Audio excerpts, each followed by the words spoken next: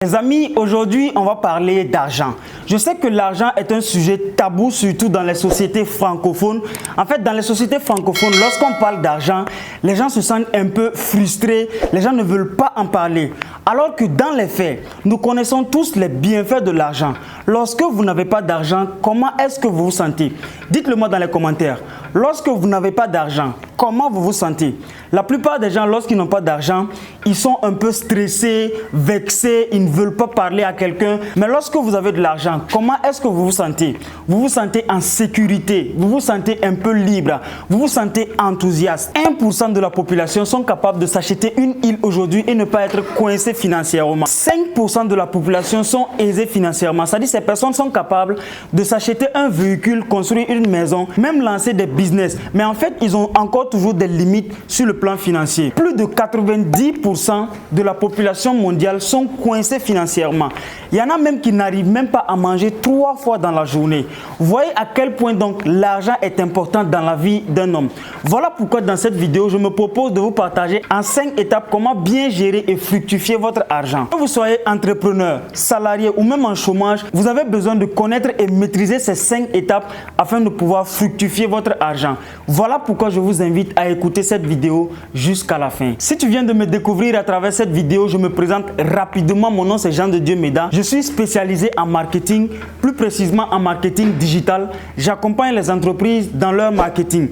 Aujourd'hui, je suis l'auteur d'un livre intitulé Le secret des vendeurs 110 que j'ai écrit pour partager mes propres expériences et l'expérience d'autres personnes dans le domaine du marketing et de la vente. Dans ce livre, j'explique quel mindset les vendeurs 110 adoptent afin de se différencier des vendeurs moyens. J'explique également les différentes stratégies qui sont adaptées à notre continent africain, à notre réalité. Parce que en fait, la réalité africaine est tout autre par rapport à la réalité européenne. Voilà pourquoi vous pouvez vous documenter par rapport aux stratégies business de l'Europe, c'est bien, mais tout compte fait, chercher à adapter ces stratégies en Afrique parce que le contexte est totalement différent. Et dans ce livre, j'explique quel type de stratégie ces vendeurs africains ils arrivent à adopter pour se différencier de la masse. La première étape, lorsque vous voulez faire fructifier votre argent, la première étape, c'est d'abord de définir un budget.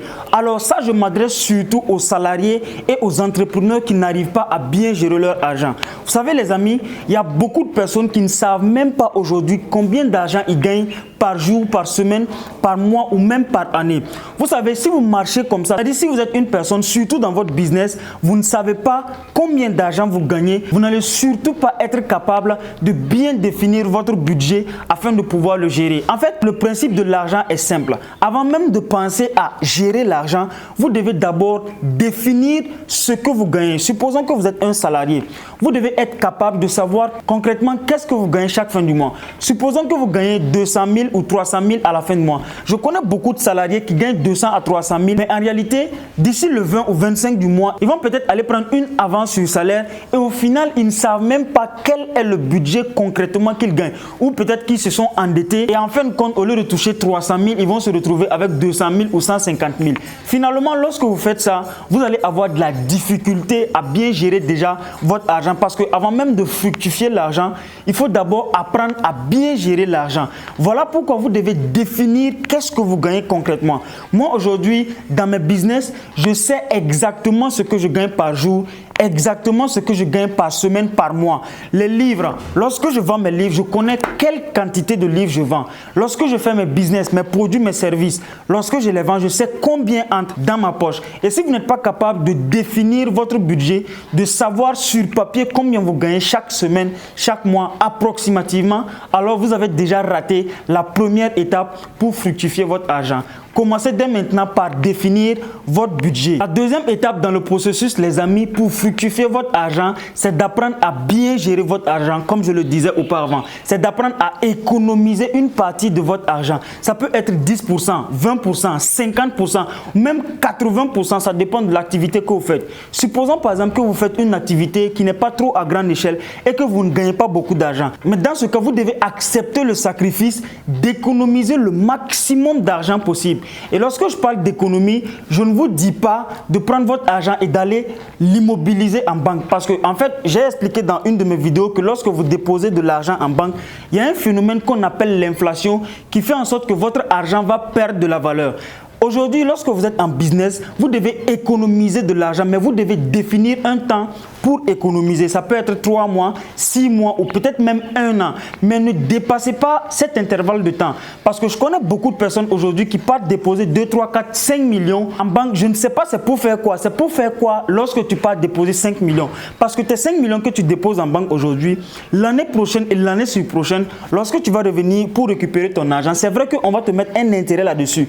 Mais le niveau de vie va augmenter. Le niveau de vie va augmenter plus que l'intérêt qu'on va te donner. Ce qui fait en sorte que tu perds ton argent lorsque tu le déposes en banque. Et surtout pour vous qui êtes en business, de grâce, lorsque vous mettez en place une activité, surtout entrepreneuriat, même lorsque vous êtes salarié, apprenez à économiser une partie de votre argent. J'aime dire que lorsque tu veux apprendre à bien gérer ton argent, à bien économiser ton argent, dès que l'argent entre dans ta main, comprends qu'il y a une partie qui ne t'appartient pas. Aujourd'hui, lorsque je vends un produit et que je gagne 10 000 francs, je sais que dans les 10 000, automatiquement, il y a quelque chose qui ne m'appartient pas. C'est comme si, en fait, je n'ai pas gagné 10 000 francs. Je sais que directement, dès que j'ai 10 000, il y a une partie, au moins 10%, 20% que je dois mettre de côté dans le but, bien évidemment, de le faire fructifier. Mais vous, qu'est-ce que vous faites? Dès que l'argent rentre, en fait, avant même que l'argent n'arrive dans votre main, c'est déjà fini. C'est ça votre difficulté. Moi, lorsque j'étais étudiant, je prenais le prêt étudiant, mais en fait, avant même que l'argent n'arrive, en ce moment, j'avais de la difficulté à gérer mon argent. Avant même que l'argent n'arrive, j'avais déjà tout dépensé. En fait, si vous continuez avec ce style de vie, vous n'allez jamais fructifier votre argent. Que ce soit votre salaire, que ce soit les business que vous lancez, dès que vous gagnez de l'argent, automatiquement, il y a une partie qui doit aller dans les économies. Et comme je l'ai dit, ce n'est pas n'importe quelle économie.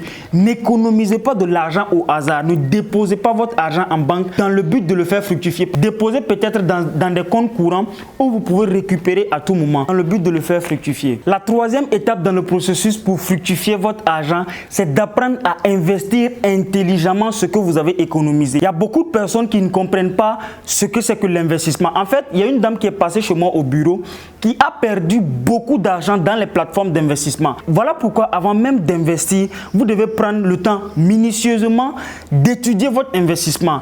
En fait, beaucoup de personnes aujourd'hui, surtout en Afrique, sont en train de se faire burner par les plateformes d'investissement. Il y a quelqu'un qui vient te proposer de mettre $1000, 650 000 francs dans un investissement et cette personne te promet 10 millions d'ici la fin de l'année. Peut-être pour une première fois, lorsqu'on te dit tu mets ton argent, tu le perds, je peux le comprendre. Mais si ça arrive une deuxième, une troisième, une quatrième fois, ça veut dire que toi-même tu n'apprends pas de tes erreurs. Voilà pourquoi avant d'investir peut-être dans ce genre de choses, vous devez prendre le temps d'étudier le projet qu'on vous présente et essayer de voir est-ce que ça respecte la norme. La norme, c'est quoi? Vous ne devez pas investir dans une plateforme qui vous promet plus de 6 à 10% de votre investissement parce que sinon c'est trop risqué. Allez-y en bourse, essayez de voir un peu le taux de l'investissement. Vous allez voir qu'en réalité, il n'y a personne qui peut aller se faire du 150% comme ça dans un investissement. Non, l'investissement, c'est dans le but de protéger ton capital, de protéger ton argent et de le faire peut-être fructifier. Mais il y a une manière de faire fructifier ton argent.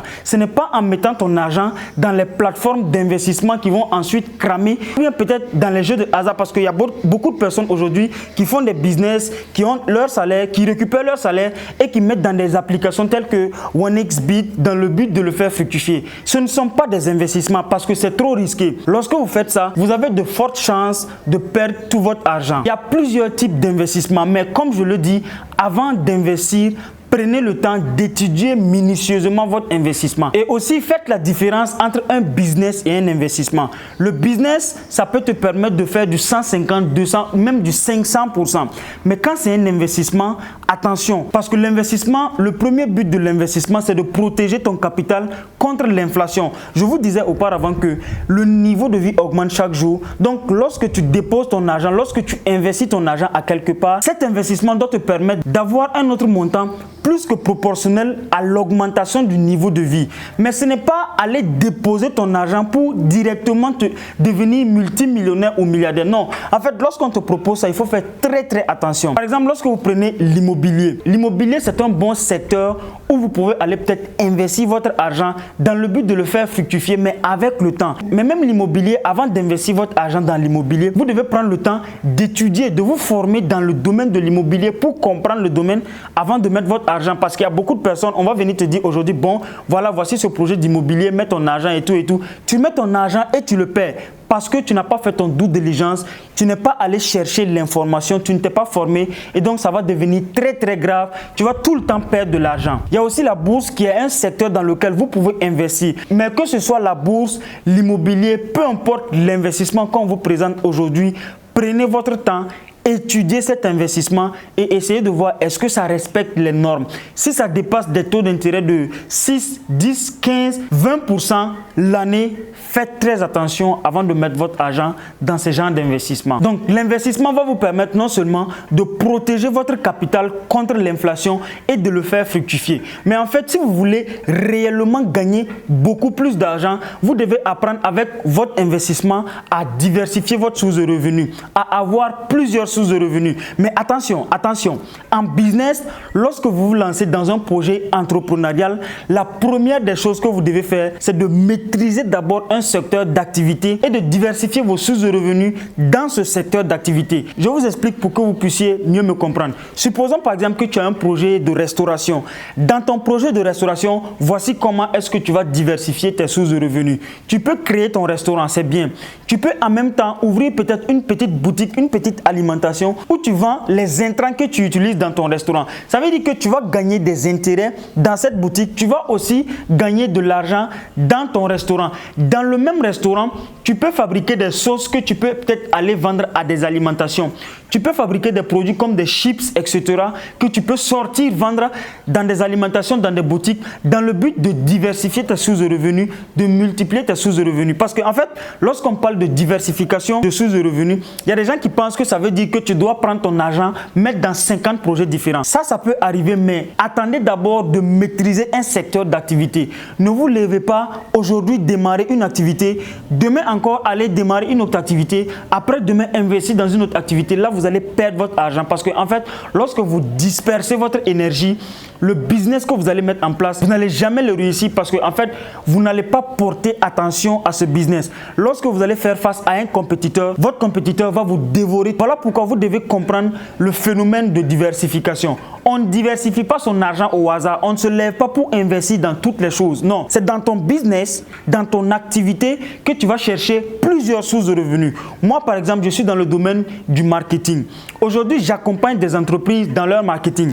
Mais j'ai écrit un livre dans le marketing et la vente. C'est toujours mon domaine. En fait, je reste dans mon domaine, mais je diversifie mes sources de revenus. Je donne des formations en marketing. J'ai créé un programme en ligne dénommé le programme Digital x10 pour accompagner des gens dans le marketing, pour les aider à faire le marketing de leur activité sur Internet. Tout ça, ce sont des sources de revenus. Donc, je diversifie mes activités, mais étant toujours dans mon domaine d'activité. Donc, faites très attention. Lorsqu'on vous dit de diversifier votre activité, ça ne veut pas dire de vous lever, vous lancer dans tout, dans n'importe quel domaine. À un certain moment, vous allez voir que vous allez avoir beaucoup d'argent dans votre secteur d'activité. Et là, maintenant, vous pouvez penser à aller investir dans d'autres secteurs d'activité. Mais en tout cas, ça doit prendre un peu de temps pour construire quelque chose de solide. La cinquième étape, je viens de l'aborder. Lorsque vous allez maintenant diversifier vos sources de revenus dans votre activité, cette stratégie en marketing, on l'appelle la stratégie verticale. La stratégie verticale consiste tout simplement à prendre ton projet, ton business et à chercher à créer plusieurs sources de revenus dans ton secteur d'activité. Donc, si tu arrives maintenant à créer plusieurs sources de revenus dans ton secteur d'activité, la deuxième chose que tu dois faire, c'est de prendre ton argent et maintenant d'appliquer une autre stratégie qu'on appelle la stratégie horizontale. Ça dit maintenant aller chercher d'autres types d'investissements. Et le premier investissement que tu dois aller chercher, c'est l'investissement en toi-même d'abord. Parce que en fait, lorsque tu prends ton argent et que tu le mets dans ton cerveau, tu vas voir que tu pourras décupler tes sources de revenus. Ta seule connaissance, l'investissement peut-être de $1000 que tu as fait dans ta connaissance peut te permettre de gagner des millions et des millions. En fait, l'investissement, lorsque vous voulez le calculer, essayez de voir la rentabilité. Si je prends aujourd'hui $1000, je l'investis dans un business. Peut-être que ces $1000 en une année, 2 ans vont me permettre de faire du 100%. Mais en fait, si je prends ces mêmes $1000, je l'investis dans la connaissance, je peux me faire même du 1000% en une année. Donc, voyez un peu l'importance d'investir en soi. Voilà pourquoi lorsque vous gagnez de l'argent, la première des choses que vous devez faire, c'est d'abord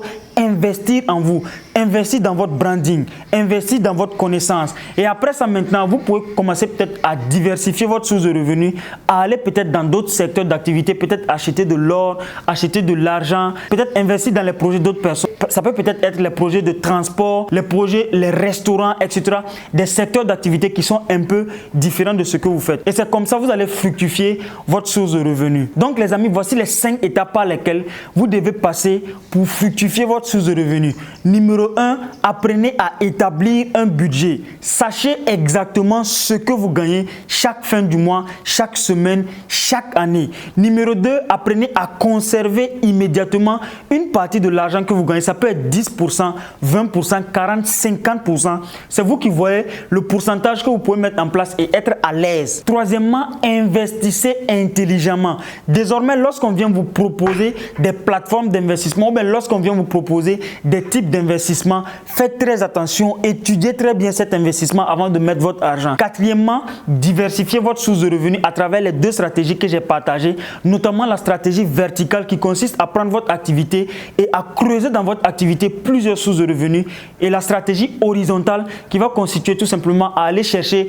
d'autres sources de revenus qui sont un peu différentes de votre secteur d'activité. Enfin, quand vous allez maintenant réinvestir les bénéfices que vous allez gagner à travers vos différents investissements. Je suis persuadé que si vous suivez ces 5 étapes, vous allez multiplier de manière considérable votre revenu. Si la vidéo vous a plu, dites-le moi dans les commentaires, et si le type de vidéo vous plaît, faites-le moi savoir dans les commentaires. J'aime beaucoup lire vos commentaires. Pourquoi? Parce que ça me permet de savoir ce que vous voulez, ça me permet de vous connaître, de vous comprendre et de faire des types de vidéos qui vous plaisent. Et donc, n'hésitez surtout pas à me donner vos points de vue dans les commentaires. Quant à moi, on se dit à très bientôt dans la prochaine vidéo. Ciao!